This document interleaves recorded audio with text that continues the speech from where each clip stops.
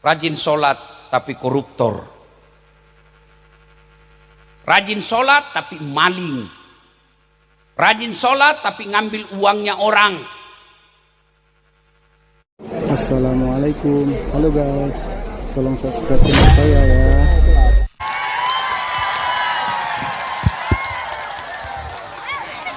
Assalamualaikum warahmatullahi wabarakatuh.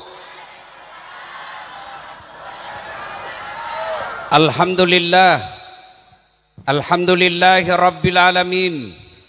Wabihi nasta'inu ala umurid dunya waddin. Ashhadu an la ilaha illallah wa ashhadu anna Muhammadan abduhu wa rasuluh. Allahumma salli ala Sayyidina Muhammad wa ala alihi wa sahbihi ajma'in, amma ba'd. Faqad qala Allah subhanahu wa ta'ala fi kitabil karim, bismillahirrahmanirrahim, ya ayyuhalladzina amanu dukhulu fi silmi kaffatan wa la tattabi'u khutuwatis syaitan innahu lakum aduwwum mubin. Wahai orang-orang yang beriman, masuklah engkau ke dalam Islam secara sempurna dan janganlah engkau ikuti langkah-langkah setan, karena sesungguhnya setan itu musuh yang nyata bagi kalian. Ketika Bapak Ibu mendapat undangan acara tablik akbar ini, setan berusaha menggagalkan agar kita tidak datang. Dia goda kita di rumah, tidak usah kau datang, tidak usah kau datang, capek seharian kau cari nafkah. Tidak usah kau datang, tidak usah datang, bisa kau lihat ceramahnya di YouTube. Alhamdulillah, setan yang ada di rumah berhasil kita kalahkan sehingga kita bisa datang di tempat ini. Apakah setelah duduk di tempat ini setan menyerah? Belum lagi menyerah. Dia goda lagi kita supaya tidak dengar ceramah. Tidak usah dengar ceramah, pegang HP-mu, pegang HP-mu. Jadi ibu-ibu yang pegang HP-nya kena godaan setan. Bagaimana kau mau dengar ceramah kalau sibuk begini? Sudah dikasih tahu masih juga dipegang HP-nya. Bukan lagi kena godaan setan, kau sudah jadi setan. Simpan HP-nya, Bu. Bu, ibu-ibu yang pegang HP sedoakan suaminya kawin lagi. Oh, kenapa bapak-bapak gembira? Simpan HP-nya, Bu. Hei, Bu. Siaran langsung juga, baru cuma 2 penontonnya. Simpan HP ya, bisa Ibu? Ustadz, kita mau rekam Ustadz. Kalau ibu yang rekam gambarnya kabur, suaranya bising. Tapi kita mau putar nanti ketika di rumah Ustadz. Tidak usah cemas. Itu ada kamera saya bawa itu tuh. Saya bawa dari Makassar. Itu ada kamera. Biar dia yang rekam Ibu. Tapi kau bawa pulang kameramu Ustaz? Tenang, nonton YouTube. Tablik Akbar Desa Perjiwa. Sudah itu jangan lupa like and share. Kenapa kau sibuk Ibu? Kenapa ketawa kalau saya bilang like and share? Ayo. Cowok. Kalau kau follow artis apa kau dapat? Kalau kau follow artis apa kau dapat? Habis amalmu. Kelihatan pahana, kelihatan dadanya. Enggak juga kau dikasih pegang. Dikasih lihat-lihat, dipakai Cina-Cina mau pue. Tapi kalau kau follow ulama, 1, kau dapat ilmunya, kau paham agamamu. 2, kau dengar ilmu soal fikih, bisa kau beribadah dengan sempurna. 3, kau sebarkan di medsosmu, dapat amal jariah. Maka merugi orang-orang yang tidak follow ulama. Orang yang tidak follow Bapak Ibu, yang tidak follow ulama, mulai malam ini follow Dasat Latif. 1212 centang biru. Wa qala idzan bismillahirrahmanirrahim. Simpan dulu HP. Ya. Saya bilang simpan HP-mu. Kok kira nak ceramah? Hah? Wa qala idzan bismillahirrahmanirrahim. Innallaha wa malaikatahu yusalluna 'alan nabi. Ya ayyuhalladzina amanu sallu 'alaihi wa sallimu taslima. Sesungguhnya Allah dan para malaikatnya berselawat kepada Rasulullah Muhammad sallallahu alaihi wasallam. Maka wahai orang-orang yang beriman, bersalawatlah kalian kepada Rasulullah dengan sebaik-baik salawat. Sadaqallahul azim, maha benar Allah dengan segala firman-Nya. Bapak Ibu, saudara-saudara sekalian, teristimewa yang mewakili pemerintah pada kesempatan ini, Bapak Camat, Bapak Kepala Desa, anggota DPR, saya senang ada Ketua DPRD kita malam ini. Alhamdulillah, konsisten. Biasanya anggota DPR kalau mau dipilih datang pengajian. Sudah dipilih hilang lagi. Alhamdulillah Ketua DPR kita hadir di tempat ini. Dan saya senang lagi dia bisi saya orang Bugis Ustaz. Masya Allah. Maka jangan kasih malu orang Bugis di Kutai Kartanegara, Pak. Memang ini orang Bugis, di mana-mana saya ceramah pasti ketemu orang Bugis. Saya pergi di Samarinda seberang bahasa Bugis orang, Bu. Saya pergi di Bontang, banyak juga orang Bugis. Begitu saya pergi Balikpapan masuk ceramah di penjara, banyak juga orang Bugis.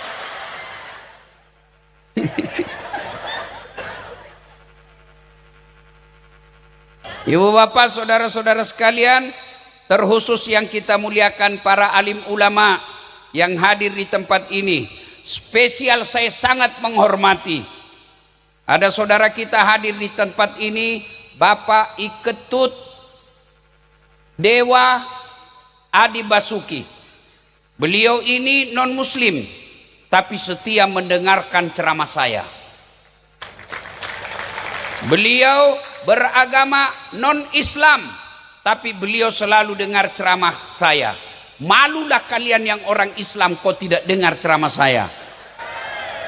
Alhamdulillah, kita doakan beliau sehat walafiat. Amin.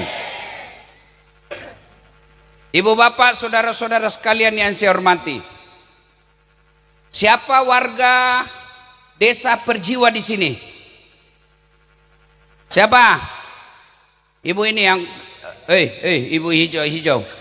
Ibu benar warga Perhijau. Ini kurang aja deh, tunggu lagi saya salah bicara. Perjiwa. Ya, bawa KTP. Mana buktinya? Mana buktinya? Saya tidak percaya. Tidak ada buktinya. Iya toh? Mana warga Perjiwa di sini? Mana? Angkat tangan. Mana buktinya? Mana buktinya? Anda percaya saya? Ayo, mana warga Perjiwa di sini? Mana buktinya? Tidak ada buktinya. Mana buktinya? Ayo, ibu sana. Sini Bu, sini Bu. Sini. Saya kasih hadiah.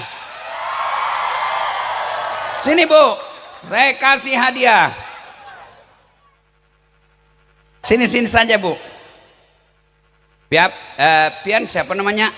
Ibu Jaria. Ibu Jaria, Bugis atau Banjar? Jawa. Oh Jawa. Jenenge siapa Mbak? Asmane Ibu Jaria. Api-api. Nggih, matur nuwun sangat. Sampean warga Perjiwa. Iki. Oh bener rek. Oh. Hadiahnya air minum. Nggih, berkah-berkah Mbak. Nggih.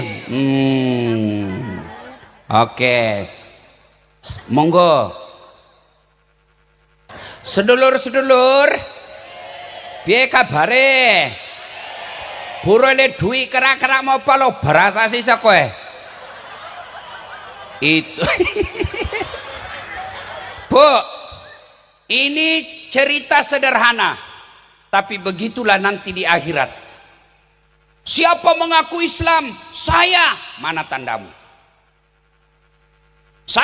Siapa mengaku umat Nabi? Saya. Kata Allah, mana tandamu?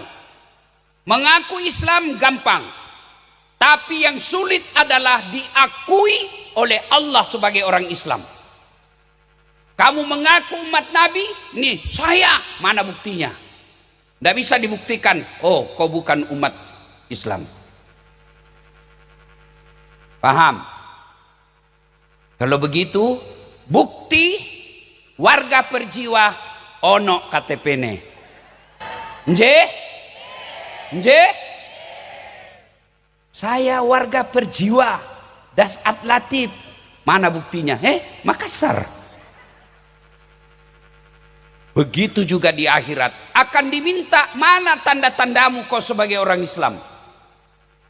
Subhanallah, Al-Quran telah memberikan tanda-tanda orang Islam. Surah Al-Fat ayat 29, di mana Allah berfirman, Bismillahirrahmanirrahim, Muhammad Rasulullah, bahwa Muhammad itu adalah utusan Allah, Rasul Allah, walladzina ma'ahu, dan orang-orang yang bersama dengan mereka, yang mengaku umatnya Nabi, yang mengaku orang Islam. Mereka memiliki tanda. Yang pertama kata Allah, as-sidda'u alal kuffar, tegas kepada orang kafir. Apa yang dimaksud orang kafir, Ustaz? Orang yang berbeda dengan agama kita. Tapi jangan salah paham, orang berbeda dengan agama kita ada dua jenisnya. Satu disebut kafir khardi, dua disebut kafir zimmi. Kafir khardi, orang yang non muslim tapi suka ganggu kita. Kita mau sholat, dia bakar kita punya masjid.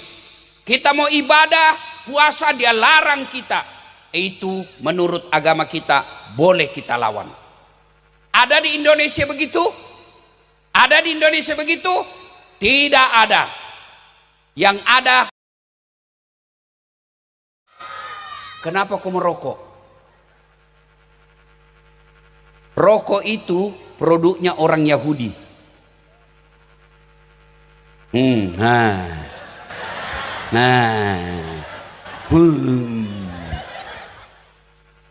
Bapak-bapak yang merokok, dengar baik-baik. Kau merokok itu artinya harga rokokmu 20% dikirim ke Yahudi, dikirim ke saudaramu yang orang Islam.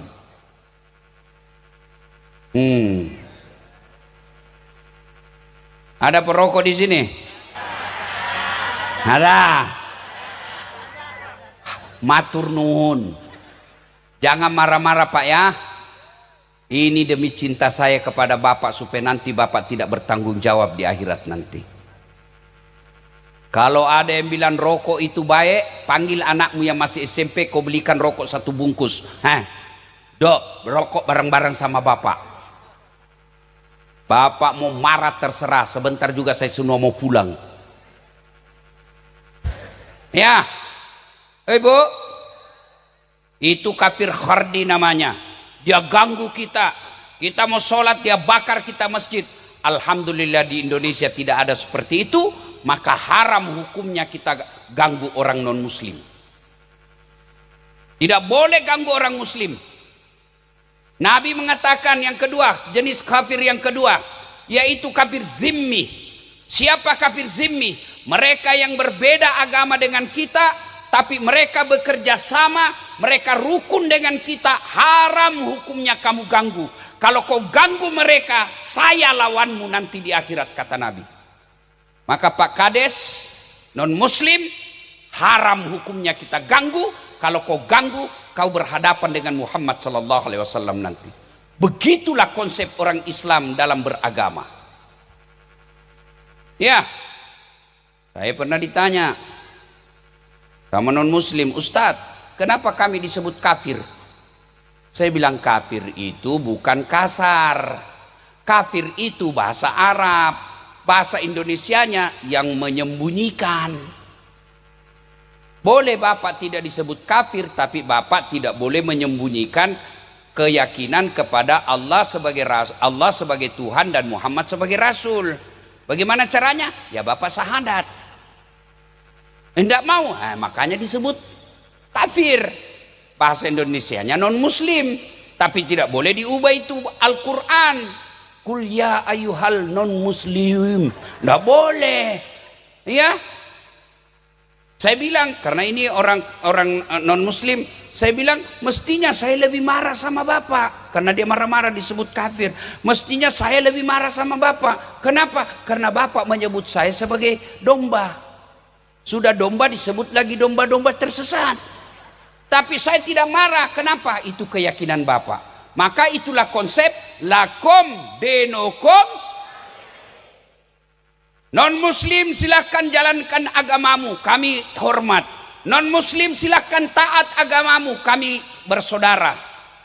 Itu yang disebut toleransi. Ya kan?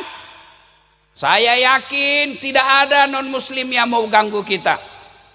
Maka kita wajib bekerja sama ketika berkaitan dengan pembangunan bangsa dan negara. Tegas kepada orang kafir. Sudah itu yang kedua tandanya ruhama'u bainahum, kasih sayang kepada sesama mereka.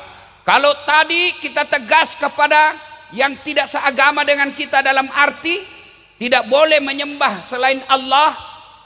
Nah, ini perlu saya tambah sedikit. Saya yakin di kota kampung berapa per jiwa di sini? Berapa per jiwa? 300.000.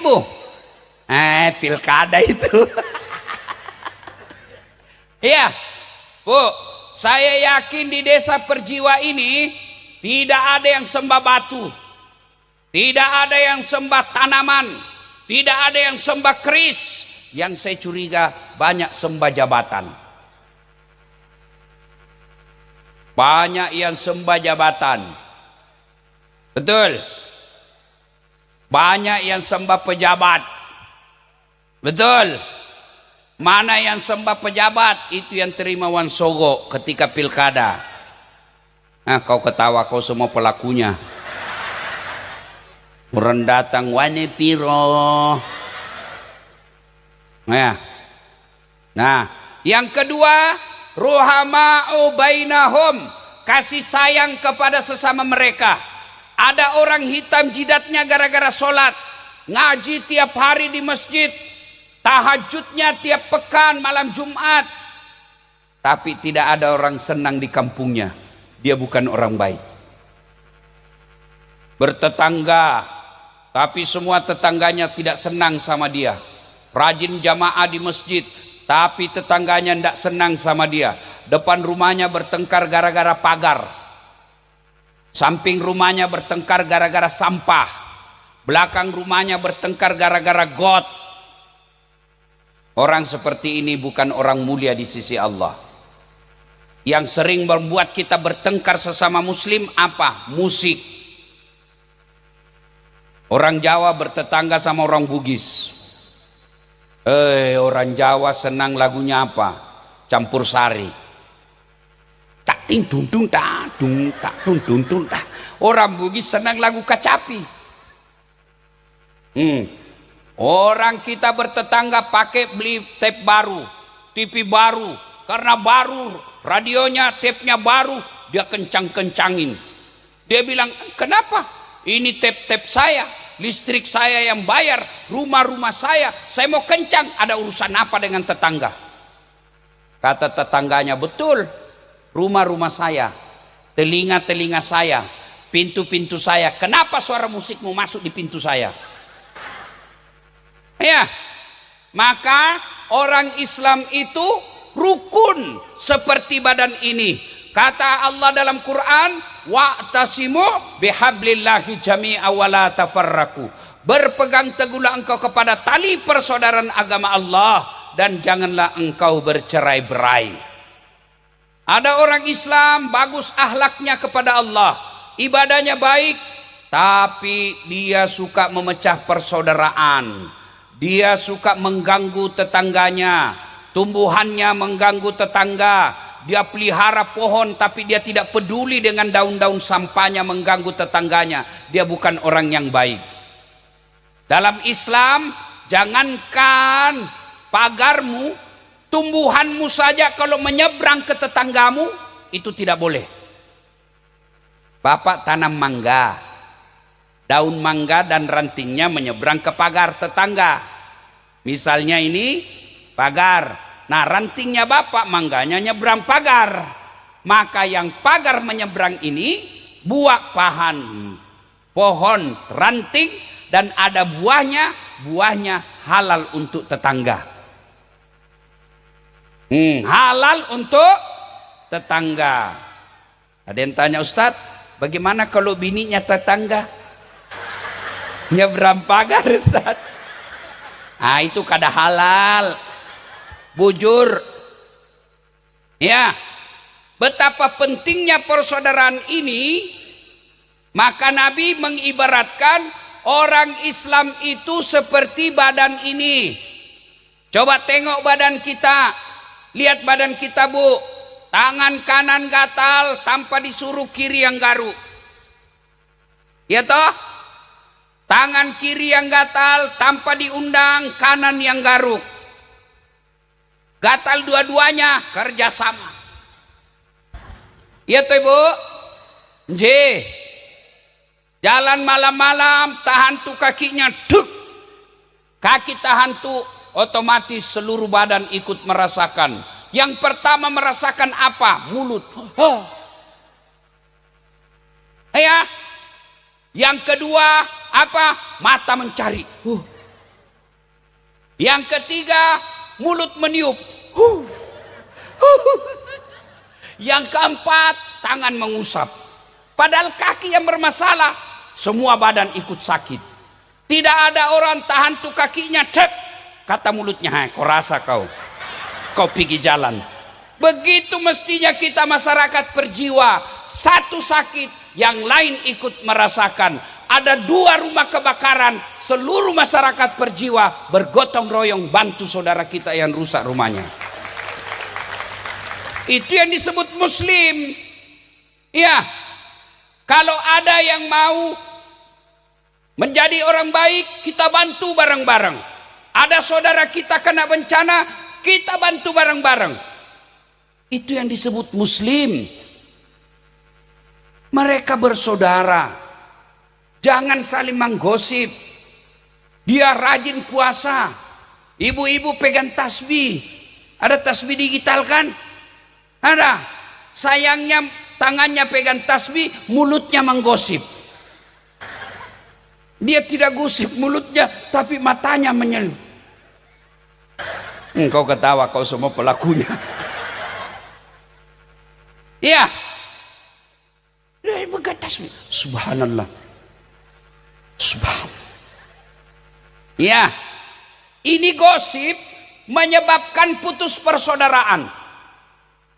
Lewat orang kau gosip, dia tidak bisa lawan kamu, tapi apa? Dia mulai menjauh. Dan orang yang tukang gosip, jauh rezekinya. Ustadz, kenapa hidup saya susah? Kau tukang gosip. Ya.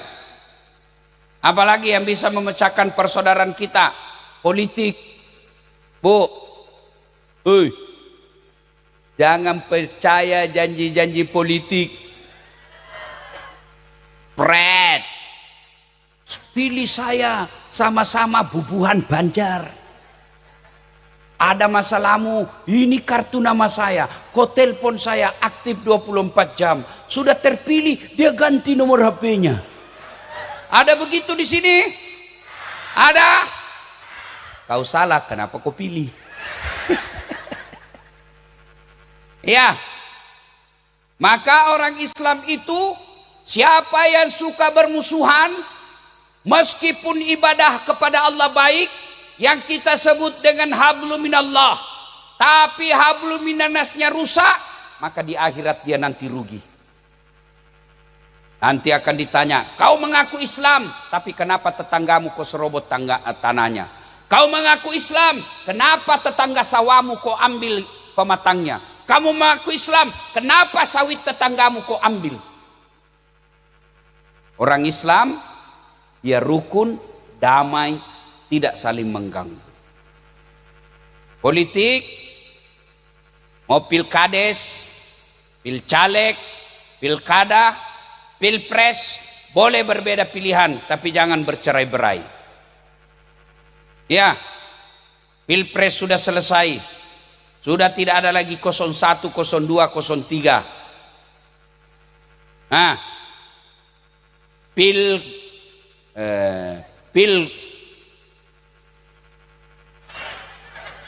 pilkabe. Ono ta? Ono. Maksud saya pilkada. Pilkada sudah selesai. Sempat di Kutai Kartanegara ini lama baru selesai. Ya, alhamdulillah bupati sudah terpilih, wakil bupati sudah terpilih. Maka sedulur-sedulur jangan bercerai, jangan bertengkar, jangan bermusuh. Mereka yang mau jadi bupati, kalian bertetangga bermusuhan. Memangnya kalau kau ada utangmu dia bayarkan kamu? Iya, iya. Jangan berpecah belah. Kekuatan kita orang Islam ada pada persatuan. Maka semakin kita bersatu, maka insya Allah rahmat Allah akan turun di desa ini. 1. As-sidda walal kuffar. 2. Ruhama'u bainahum. Kasih sayang kepada sesama mereka. Coba lihat berjamaah, bagaimana kompaknya kita berjamaah. Meskipun bahasa kita beda, meskipun suku kita beda, tapi begitu salat berjamaah, bahasa kita sama. Allahu Akbar. Ya toh? Ya. Coba bayangkan kacaunya dalam masjid berjamaah kalau pakai bahasa masing-masing. Yang jadi imam orang Arab, dia takbir pakai bahasa Arab. Allahu Akbar. Makmum datang bubuhan Banjar. Dia takbir pakai bahasa Banjar. Allah ganal bujur. Datang pula saudara kita orang Kutai. Dia takbir pakai bahasa Kutai. Allah pore beneh. Datang saudara kita orang Bugis. Dia takbir pakai bahasa Bugis. Pungallahu ta'ala malopo. Datang saudara kita orang Padang, penjual nasi Padang. Dia takbir pakai bahasa Padang. Allah nan gadang. Terakhir saudara kita dari Jakarta, dia takbir pakai bahasa anak gaul Jakarta. Allah gede banget gitu loh. Ya, kacau kan? Orang Islam kita bersaudara. Persaudaraan dalam Islam melebihi persaudaraan antar bangsa dan suku. Malam ini alhamdulillah ada saudara kita dari Vietnam. Itu Ustadz Halim. Ini kalau di Indonesia ketua MUI yang memberikan stempel-stempel halal di Vietnam, tapi mukanya muka Indonesia. Ya, kalau ndak percaya nanti ajak bahasa Vietnam. Ya, Pak Ustadz itu alumni dari Madinah. Kita bersaudara, mereka datang ke sini tidak merasa tamu, tapi datang sebagai saudara. Itulah Islam. Ruhama'u bainahum, kasih sayang kepada sesama mereka. Yang ketiga, tanda orang Islam menurut Quran, as-sidda'u lal kuffar, ruhama'u bainahum, tarahum rukka'an sujada. Kamu lihat mereka ruku dan sujud, solat 5 waktu. Maknanya apa? Biar dia puasa, biar dia bayar zakat, dan dia bahkan baik kepada tetangganya, tapi tidak sholat, dia bukan orang Islam. Tanda orang Islam itu sholat. Maka penting ini sholat, dalam keadaan apapun harus sholat. Boleh tidak sholat Ustaz? Boleh. Kapan? 1, belum balik. Ada ibu-ibu di sini belum haid? Ada? Ono? Kalau ada di sini sudah 2 anaknya tidak pernah haid, boleh sampai tidak sholat. Yang penting mengaku belum haid. Atau ada bapak-bapak di sini belum pernah mimpi basah, boleh tidak sholat. Kenapa? Belum balik. Yang kedua, boleh tidak sholat. Hilang ingatan. Gila. Kenapa sampean tidak salat? Gila aku boleh tidak salat. Iya. Ada orang gila di sini? Tidak mungkin kau hadir di sini kalau gila. Yang ketiga, boleh tidak sholat dalam tekanan paksaan terancam jiwa. Dijajah sama Belanda. Datang Belanda, Herbert Domes, ini orang Irlander. Kalau kau sholat saya tembak kepalamu. Boleh tidak sholat. Kenapa? Terancam jiwa. 4, boleh tidak sholat dalam apa? Lupa. Kenapa tidak sholat? Lupa rek. Lali rek. Mana lali? Kau sudah bilang lali, kau sudah ingat. Selain itu wajib sholat. Ustadz, saya tidak bisa kena air. Tayamum. Tayamum. Saya tidak bisa berdiri Ustadz. Duduk. Tidak bisa duduk. Baring. Tidak bisa baring. Sholat pakai isyarat. Matamu saja kasih goyang begini. Allahu Akbar. Sami Allahu liman. Jangan ketawa, saya serius. Belum juga tidak bisa begitu Ustadz. Kau sholat dalam hati. Maknanya apa? Semua bacaannya kau baca dalam hati. Masih juga tidak bisa Ustadz. Ambil kain putih, bungkus, bawa di kubur. Apa alasanmu tidak mau sholat? Apa? Ini ibu-ibu ini banyak tidak sholat gara-gara jilbab. Kalau ada pengantin, jilbab sakaratil maut, diguling-guling. Ada kayak pohon-pohon di sini. Ada juga jepitannya sini. Roknya sempit, maka dia jalanlah begini. Beleng-beleng. Ya, ibu ketawa karena semua kelakuan ibu ini kan. Ini ibu-ibu juga banyak tidak sholat kalau selesai haid.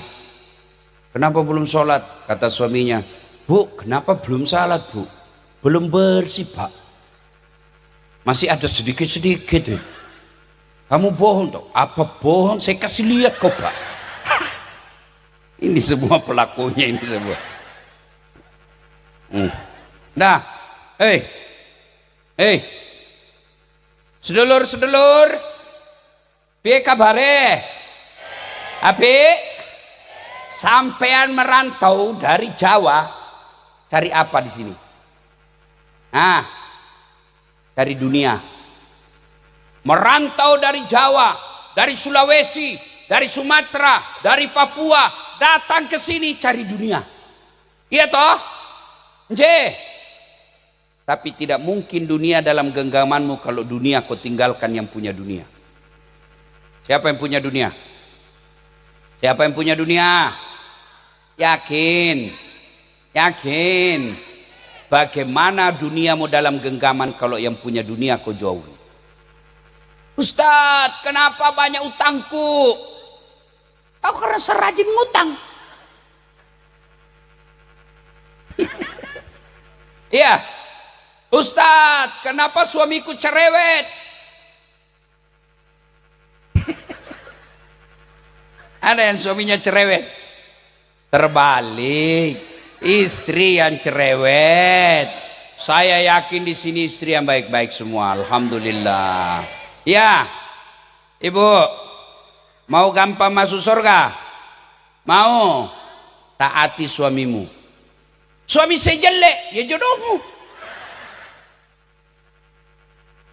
Bu, Pak, mau baik dunia, pacari yang punya dunia. Caranya, sholat perbaiki. Ada Pak Dewan di sini.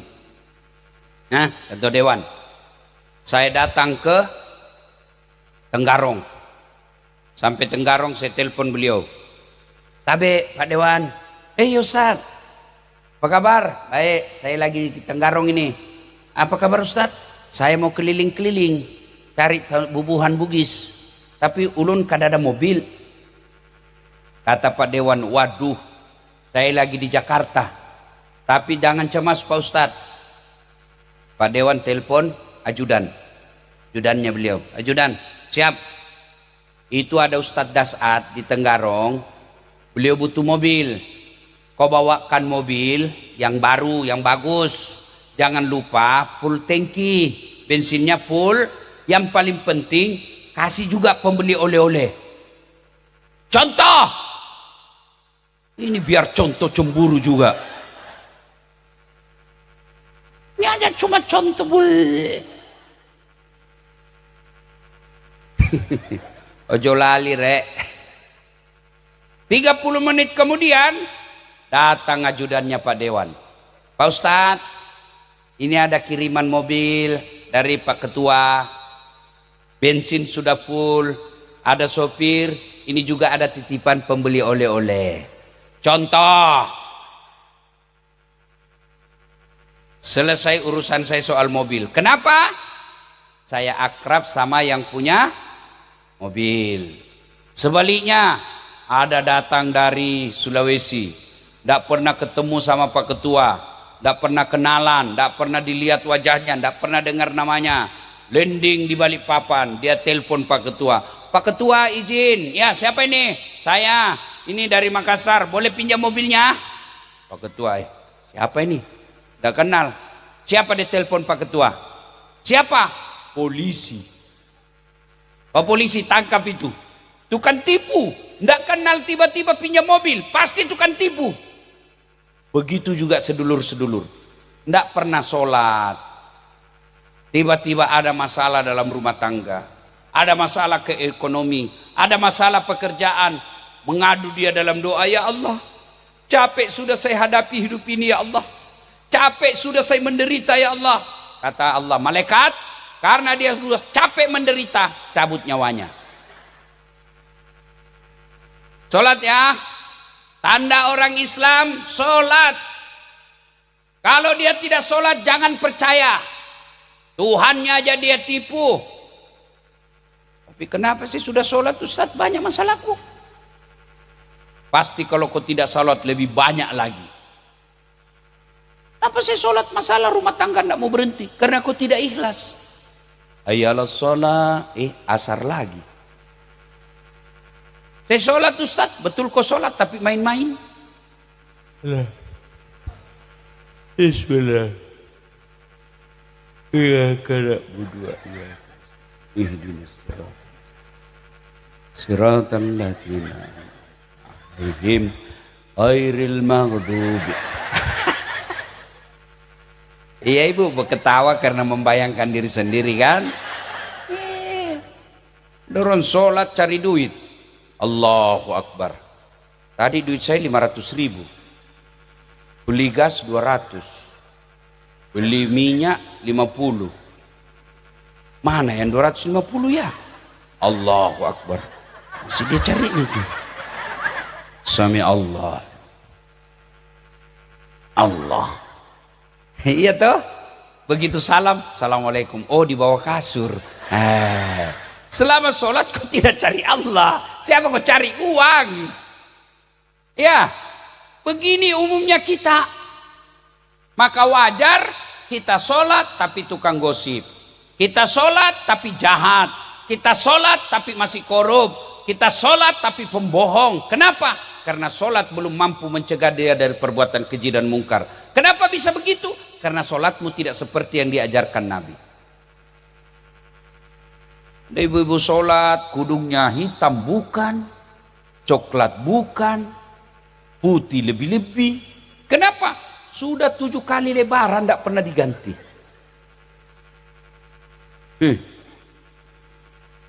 Sholat sambil masak. Allahu Akbar. Meja lupa tutup ikan. Ada kucing lewat, naik ke atas meja, kira-kira kau masih husu? Tidak mungkin. Allah, Qul a'udzu birabbin nas, malikin nas, ilahin nas.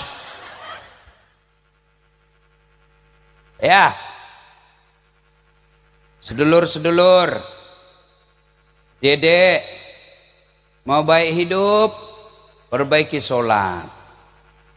Ibu-ibu, mau nyaman hati dan bahagia rumah tangga, peliharakan sholat. Kalau tidak ada sholat, tidak mungkin Allah kasih ini dunia. Apa susahnya Allah bagi kita dunia? Yang penting kita dekati Allah. Anak mau jadi polisi, anak mau jadi tentara, bukannya bangun sholat minta pertolongan Allah, malah dia cari siapa yang bisa dia sogok. Anggota DPR juga begitu. Mau jadi terpilih wakil rakyat, bukannya sholat tahajud tiap malam, malah uang dia hambur. Maka perbaiki aja sholat. Ya. 4. Tanda orang Islam yang keempat, ya betaguna fadlan minallahi wa ridwana. Mereka mencari nafkah, mereka mencari harta, mereka bekerja apa saja dengan catatan yang diridai oleh Allah Subhanahu wa taala. Boleh jadi tentara, boleh, tapi harus cara dapatnya diridai Allah. Boleh jadi ASN, pegawai negeri, silahkan, tapi jangan yang kau tempuh jalan yang dimurkai Allah. Boleh jadi pedagang, boleh, tapi jangan kau nipu pembeli. Saya tahu orang Bugis banyak pedagang. Ada pedagang di sini? Banyak, Rek. Banyak pedagang. Nah, dengar hati-hati ya. Allah berfirman, wa ahallallahu bai'a wa harramar riba. Allah halalkan jual beli, tapi Allah haramkan riba. Jangan coba-coba melakukan pekerjaan dagang kalau ibu tidak jujur. Kapan tidak jujur, maka dagangan itulah akan memudahkanmu masuk ke dalam neraka. Bagaimana Nabi berdagang? Coba dengar. Nabi ditanya, Muhammad, berapa harganya sarungmu? Apa kata Nabi Muhammad? Waktu itu belum jadi rasul, pegawainya Siti Khadijah. Khadijah kasih saya 10 dirham. Terserah, mau beli modal boleh, mau kasih untung saya juga boleh, tapi yang penting jangan saya rugi. Ada pedagang begitu di seperjiwa? Ada? Ada? Oh, yang banyak bohong. Asli enggak? Oh, asli. Berapa harganya sarungmu? 100.000. Oh, mahal benar. Itu juga modal saya kasih kok. Karena sama-sama kita orang Bugis, saya kasih kok modal. Padahal sudah ada untungnya di situ 20.000. 20.000 itu riba. Ibu tahu dosanya riba? Dengar baik-baik ya, yang suka nipu pembeli. Ibu tahu dosanya riba? Paling kecil sama kau perkosa ibu kandungmu. Itu toko-toko seperti itu yang biasa saya lihat. Toko-toko begitu. Coba dengar tuh. Dengar ini pegawai-pegawainya. Biasanya ada ansulan. Ada duit kembali. 50 rupiah. Dia tidak kasih kita, dia kasih kita permen. Tidak boleh dalam Islam, haram. Maka ada di kampung saya, dia kumpul itu permen, setiap datang dia kumpul. Dia kumpul, begitu banyak dia datang beli gula. Bayar pakai permen. Hati-hati. Dagang pekerjaan para nabi dan rasul. Tanpa sifat percaya jujur, susah dikerjakan. Maka hati-hati bagi pedagang. Jangan bilang asli kalau palsu. Jangan bilang baru kalau sudah lama. Jangan bilang modal kalau sudah untung. Karena kalau kau menipu pembeli, maka hukumnya menjadi haram, riba. Dan riba itu diharamkan oleh Allah. Dan dosanya paling kecil menyetubuhi ibu kandungnya. 5. Tanda orang Islam. Timahum fi wujuhihim min asaris sujud. Di muka mereka ada bekas sujud. Apa bekas sujud? Hitam di jidat. Tidak ada, saya dapat hadis Nabi hitam jidatnya. Hitam jidat. Mau ibu? Mau hitam jidatnya? Tapi saya heran, hanya laki-laki yang hitam jidatnya. Saya heran ya, enggak, saya pernah dapat perempuan hitam jidatnya. Ada ibu pernah lihat? Ada. Tapi kalau hitam di jidat jangan urusi, itu sudah lebih baik. Kenapa? Paling tidak dia malu datang ke tempat maksiat kalau hitam jidatnya. Masa masuk karaoke hitam jidatnya?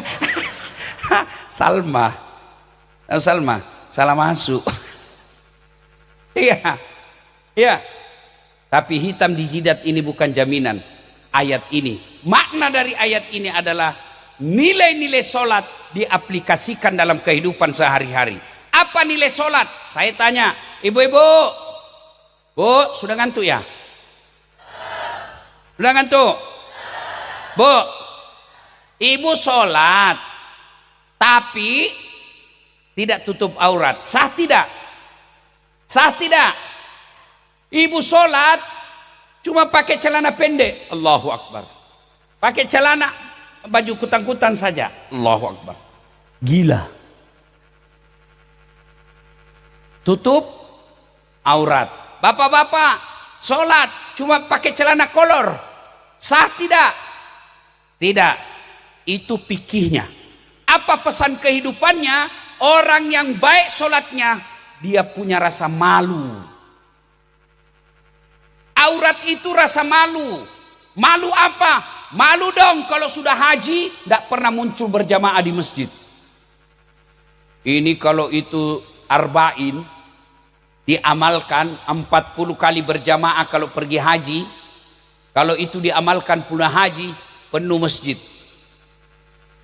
Alhamdulillah di masjid ini, di desa Berjiwa ini, alhamdulillah di mana-mana masjid saya lihat penuh.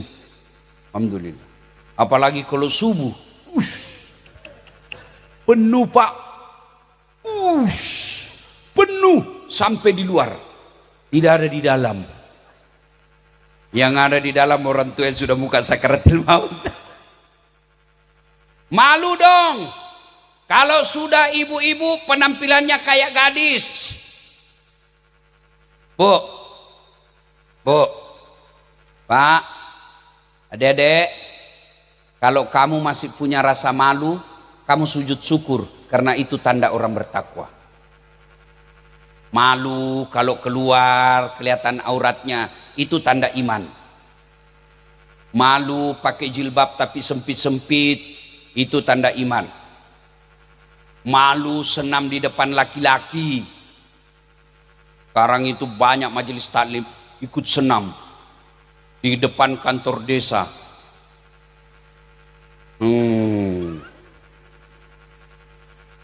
Bapak-bapak di belakang, ibu-ibu di depan, bajunya sempit, roknya sempit. 1, 2, bapak-bapak di belakang 3. Malu dong majelis taklim seperti itu. Malu dong belum menikah sudah bonceng-bonceng sama cewek cowok. Ya. Malu dong belum menikah suka selalu jalan masih pacaran. Baru 2 bulan pacaran panggilnya papi mami. Pret. Ya. Malu dong. Muslim tapi bertetangganya jahat. Itu yang disebut makna tutup aurat. Ya, ibu bapak, saudara-saudara sekalian, sholat mesti wudhu. Sah tidak sholatnya orang tidak wudhu? Sah kalau dia sakit pakai tayamum. Apa makna tayamum? Wudhu, suci. Makna kehidupannya, malu dong kalau desamu kotor. Malu dong orang Islam rajin sholat tapi rumahnya jorok. Malu dong orang Islam tapi sampahnya berserakan. Itu disebut orang beriman, nilai-nilai suci. Apalagi malu kalau rumahnya bawa bau kotoran hewannya. Apalagi nilai-nilai sholat. Bisa enggak sholat menghadap tidak ke kiblat? Bisa tidak? Kiblat kita di Indonesia ada warna arah mana? Arah mana, Bu? Barat. Boleh menghadap ke selatan? Boleh menghadap ke selatan? Boleh kalau ibu gila. Iya. Boleh menghadap ke timur? Boleh kalau ibu tidak tahu mana barat. Artinya apa? Itu nilai kehidupannya fokus bekerja. Itu yang disebut simahum fi wujuhihim min asari sujud. Apalagi nilai-nilai sholat? Jujur. Maksudnya apa, Ustaz? Bu, Pak, halo Pak, berapa rakaat duhur? Berapa? 4. Kalau Bapak sholat di kamar, ada yang lihat? Ada manusia lihat? Enggak. Tetap berapa rakaat? Kenapa enggak 3 saja? Enggak ada yang lihat. Itulah makna kehidupan orang sholat, jujur. Tapi sayang, rajin sholat tapi koruptor. Rajin sholat tapi maling. Rajin sholat tapi ngambil uangnya orang. Nah, yang dimaksud simahum fi wujuhihim min asari sujud, mengamalkan nilai-nilai sholat dalam kehidupan sehari-hari. Inilah 5 tanda keislaman kita. Nah, sudah tahu. Berapa Ibu? Berapa? Ayo koreksi. Wah, saya baru 3. Lengkapi sebelum ajal menjemput. Saya sudah 4. Lengkapi sebelum mengharap. Wih, saya belum ada sama sekali. Lengkapi. Selama ajal menjemput, selama itu Allah masih memberikan ampunan untuk melengkapinya. Ibu, bapak, saudara-saudara sekalian, akhirnya bagi kita orang Islam, Nabi berikan jaminan. Siapa yang mengucapkan 2 kalimat syahadat, la ilaha illallah, Muhammad Rasulullah, diyakini sampai mati, pasti masuk surga. Itu jaminan Nabi. Cuma kalau dilanjutkan, kapan masuk surganya Ustaz? Tergantung amalnya, tergantung dosanya. Kalau dosanya banyak, mesti dicuci dulu. Di mana dicuci? Di neraka. Bagaimana model cucinya? Tergantung kotorannya. Bapak-bapak, ibu-ibu yang usia 50 tahun ke atas, masih ingat di kampung saya ada namanya cuci kalantang. Saya tidak tahu apa bahasa Jawanya. Itu di kalantang itu kalau kampung saya, Ibu, direndam dulu air panas 1 malam, sudah itu besok dicuci pakai kaki, banting, dirlibat, banting, sudah itu baru dijemur seharian dari pagi sampai sore, malamnya diembunkan, besok dicuci ulang, dibilas, baru bersih. Itu namanya di kalantang. Kalau baju saya yang saya pakai ceramah, cukup bilas, bersih. Kenapa? Kotorannya sedikit. Jadi kalau banyak dosanya Ibu, di kalantang dulu. Masuk surga juga Bu, tapi sudah babak belur. Masuk di kalau sedikit dosanya, ditempelin saja, tak, masuk kau. Kabar gembiranya, alhamdulillah, meskipun banyak dosa kata Allah, dosamu banyak, ampunanku jauh lebih banyak. Maha pengasihnya Allah. Kamu datang membawa dosa dengan berjalan, aku menyambutmu dengan berlari. Hebatnya lagi, Allah janjikan bagi mereka yang bertobat, innallaha yuhibbut tawwabina, saya cinta kepada hambaku yang bertobat. Maka sedulur-sedulur, yang ada yang berpecah belah, ada yang bertengkar gara-gara pilkada, pilpres, pilcaleg, keluar dari pengajian ini, besok temui saudaramu, temui tetanggamu, temui sahabatmu, datang minta maaf. Dia tidak maafkan kamu, minta lagi maaf besoknya. Dia tidak maafkan kamu, minta ketiga kalinya. Sudah 3 kali, lepas tanggung jawabmu. Itu kalau dosa politik. Tapi kalau dosa ngambil sawah, nah kembalikan sawahnya orang. Maafkan saya, oke, ini sawahmu. Maafkan saya, ibu-ibu yang suka ambil piring ketika ada pengantin. Kembalikan saya piringmu. Mana isinya? Sudah habis. Ibu-ibu yang pernah ngambil uang caleg dan itu caleg tidak terpilih, kembalikan uangnya. Itu syaratnya kalau kau mau bertobat. Ya, bapak-bapak yang musuhan sama istri karena pernah ditipu. Dan ibu-ibu juga kalau ada dosanya suamimu, jangan kau ulang-ulang terus. Sudah 5 tahun itu dulu. Dia putar lagi itu dulu. Putar lagi itu dulu. Ini ahli sejarah semua ini. Padahal sudah tobat-tobat suaminya. Cuma kalau bertobat Pak, mesti disebut judulnya. Maafkan saya Bu, kata istrinya, apa dosamu? Gak usah nanti kau marah. Harus sebut Bapak. Maafkan saya apa? Janji tidak marah ya. Dulu waktu saya pergi ke Sulawesi, ada perempuan mirip betul sama kau. Maafkan saya hilap Ibu. Kata istrinya, iya karena waktu kau pergi juga saya hilap juga di belakang. Ya, kalau ada saudaramu yang pernah kau sakiti, minta maaf. Ini gunanya pengajian. Kalau ada di antara sedulur-sedulur yang selama ini tidak sholat, wala tayasu min rauhillah, jangan kau putus asa. Besok mulai kau tunaikan sholat. Bagaimana yang sudah lalu Ustaz? Perbanyak sholat sunnahmu. Mudah-mudahan sholat sunnah itu mengganti sholatmu yang telah lalu. Ibu bapak saudara-saudara sekalian, banyak yang ingin kita sampaikan, tapi waktu yang terbatas. Masih bisa? Sampai jam berapa? Jam 12? Bisa? Serius? Saya tidak bisa.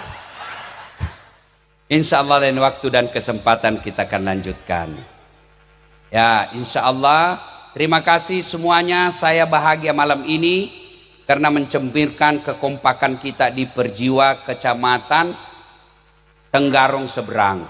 Alhamdulillah 18 kepala desa hadir semua. Ini menunjukkan kerukunan dan ketentraman, kedamaian di antara kita. Ingin sekali berlama-lama, tapi waktu jualah yang membatasi kita. Terima kasih dan belum selesai Bu. Waduh, Ibu ini belum pembagian sembako, sudah mau pulang Ya, mudah-mudahan langkah-langkah kaki kita menjadi amal di sisi Allah. Saya ingin ingatkan kembali surah Al-Fat ayat 29. Kalau perlu dicatat Ibu, baca nanti di rumah Qur'annya ya. Surah Al-Fat 29. Tanda orang Islam itu 1, tegas kepada orang kafir. 2, kasih sayang kepada sesama mereka. Mereka tidak suka bermusuhan. 3, mereka mendirikan sholat. 4, mencari nafkah yang halal. Yang kelima, nilai-nilai sholat diamalkan dalam kehidupan sehari-hari.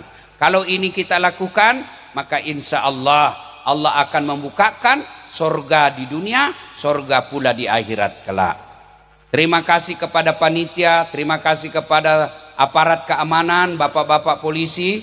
Kita yakin kita bisa dakwah seperti ini karena bapak polisi dan bapak-bapak tentara Satpol PP yang ikut membantu kita. Boleh saja protes sama negara, tidak puas sama negara, tapi jangan rusus, jangan sampai melempar. Ya, demikian. Sebelum saya akhiri, saya ingin berpantun. Karena tadi Pak Camat berpantun. Bilang belum. Cakep. Saya yang cakep. Ya cakep Bu ya. Ya. Dari mana datangnya cinta? Ulang-ulang, keras-keras sedikit. Dari mana datangnya cinta? Dari Facebook turun ke WA. Dari mana datangnya kecewa? Setelah ketemu ternyata berbeda. Oke, satu lagi. Dari Jakarta ke Bandung naik kereta. Di atas kereta ada harimau. Ya, saya tidak jadi naik deh. Terima kasih. Usikum wa nafsi bitaqwallah fastabiqul khairat. Assalamualaikum warahmatullahi wabarakatuh. Assalamualaikum. Halo guys. Tolong subscribe channel saya ya.